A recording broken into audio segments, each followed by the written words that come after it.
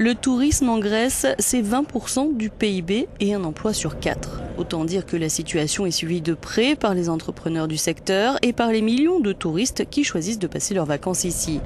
Dans le port du Pirée, les bateaux continuent d'embarquer les vacanciers pour les Cyclades, troublés mais confiants.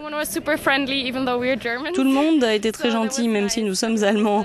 C'était sympa, tout le monde nous a accueillis à bras ouverts. Nous espérons que les ferries nous ramèneront, c'est notre seule inquiétude. Si je ne peux plus retirer de l'argent, ça affectera mes vacances bien sûr. S'il y a une grève, cela affectera aussi mes vacances.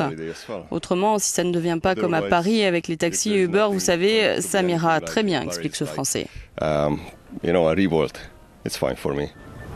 L'industrie touristique espère attirer cette année 25 millions de personnes. La Confédération grecque du tourisme plaide pour la conclusion rapide d'un accord avec les créanciers d'Athènes pour tenter de juguler un phénomène de baisse des réservations.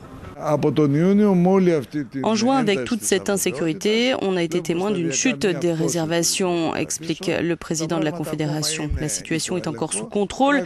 Il est vrai que ces derniers jours, les réservations ont à nouveau chuté, mais il y a peu d'annulations, dit-il. Et si les banques n'ouvrent pas la semaine prochaine ou si les entreprises ne trouvent pas de moyens pour envoyer de l'argent à l'étranger, les biens de consommation pourraient commencer à manquer, estime encore la Confédération grecque du tourisme.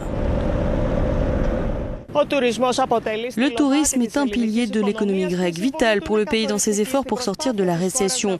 Avec la venue de l'apogée de la saison touristique, les industriels du tourisme espèrent un retour à la normale dès que possible pour ne pas trop détériorer l'image du pays à l'étranger.